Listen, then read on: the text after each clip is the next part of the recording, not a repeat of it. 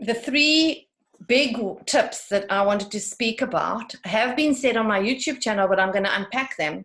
The three big tips for us to remember in this transition is expect, explain, and patience. So if you want to, you can write down those words, and then I'm going to unpack them. So we need to expect there to be an adjustment period. They have, think about it, they have experienced a long time of holiday. They have experienced being in lockdown where they can't even go and see friends. And they've experienced the sort of lack of freedom that normally children are like the most free. They can't, they can't move around as much as they want.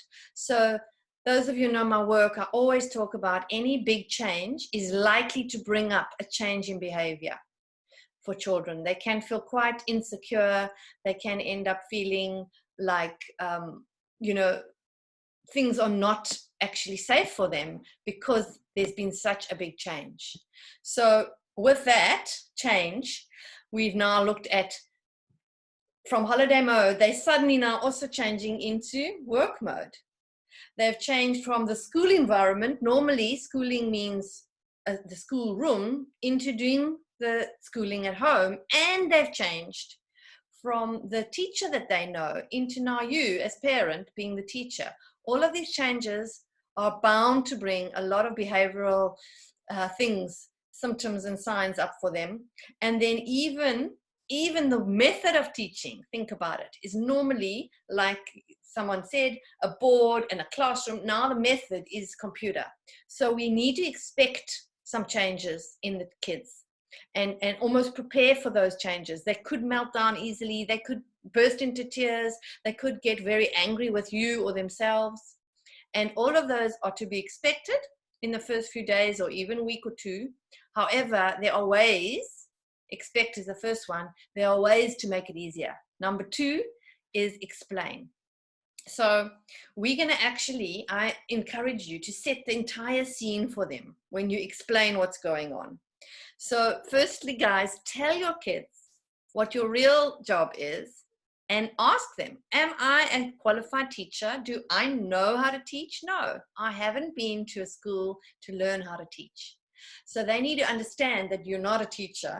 And then you can go into the little scenario, I suppose you could call it, of telling them this little bit of, we're going to kind of make a school at home just for a bit until the lockdown's over or until we're allowed to go back to your classroom. And in that making of a new school, I really highly suggest that you make like your own set of rules. So take a piece of paper between you and them, and you say, in the beginning of the year, when you all came into the class with your new teacher, she explained what the rules are, or what classes happen after what classes, when break time is. And you can even ask them for a couple of rules that they have at school. And then you go further into saying, okay, well, now that we're at home doing this, you and I need our own set of rules. Now, this also works to make them feel important. So there's a couple of subheadings I would suggest you use with them in making up the new school rules. The first heading is when. When would they need to do their schooling in the day? Now, some schools are pretty flexible. The teachers are giving a certain amount of work and it doesn't really matter when in the day it gets done. Other schools are giving a full schedule from 8 to 1 or 8 to 2 where they're suggesting different breaks and things. And then others are doing online classes, but there are breaks in between. So if in your scenario, you can let your child have some kind of choice as to the when is best. In other words, do you want to have breakfast and then we start at 8? Or would you like a little bit of playtime first and then we get going? So when they feel they have a choice, you guys know how obsessed I am with giving kids choices, even though they're limited choices. When they feel they have some say about the choice of when it's going to happen, and this doesn't have to be every day, guys. It's just making up the rules. If they have a choice and they decide, okay, from now on, we're going to always start after breakfast at 8:30 or whatever, then there it is, up on your page. So on your page, actually, I'll just write one. We can We can write the word when, and you and them can write down when that time will be. The second, and that you'll have breaks. The second thing that you can help explain to them and figure out is where should we do this? Now, instead of telling them it must be the study, let's use the choices again. Where do you think would be best to make up this new school in our home? You know, if they're moving around a lot and if they're in their bedroom, then lots of toys, it could be quite distracting. So let them come up with places that are the least noisy. And again, you're going to put that on your little sheet together. Then the very important one, and I think this is the one you guys are going to find the most value from, is how are we going to work together? You can actually even ask the question, how can we best do this together? Because I'm not a teacher and this is all new and different, let's make up some rules and you can check. What does your teacher normally ask you all to do? So the idea of listening and speaking one at a time. Maybe even the idea of putting the hand up could be a rule that you guys want to work on. Talking kindly to each other without shouting. You know, obviously tempers fly and it's very frustrating when we don't even understand the work and we're trying to help our kids with it. So a little part that you need to discuss with them is how should we talk to each other.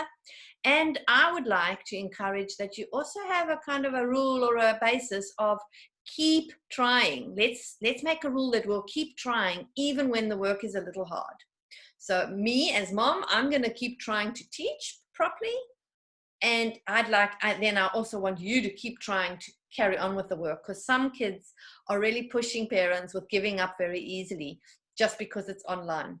So there you would already have your when, where, and how kind of rules together.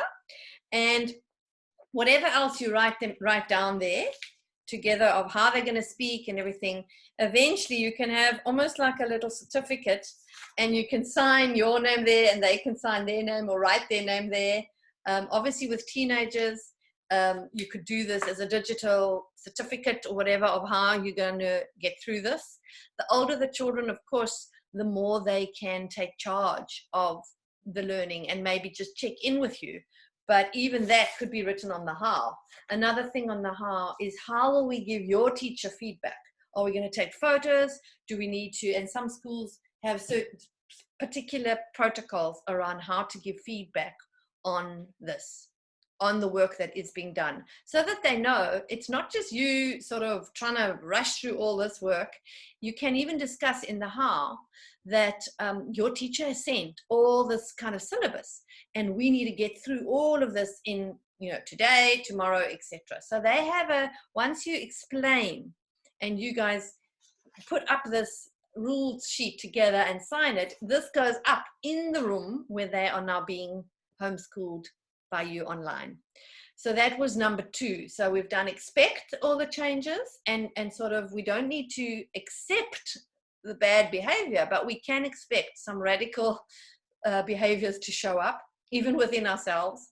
We're going to need to use all our mindfulness techniques, guys. We're going to need to use breathing, 3 deep slow breaths like we did when we started this video.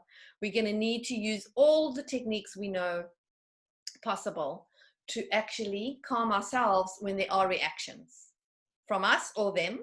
The second one we've now spoken about is explaining to them in full detail how you're not a teacher and getting their buy-in for this kind of set of rules that they then sign. And the third one is patience. It seems so obvious, but instead of me just saying you guys need to be patient with them, I would like you to ask them to be patient with you.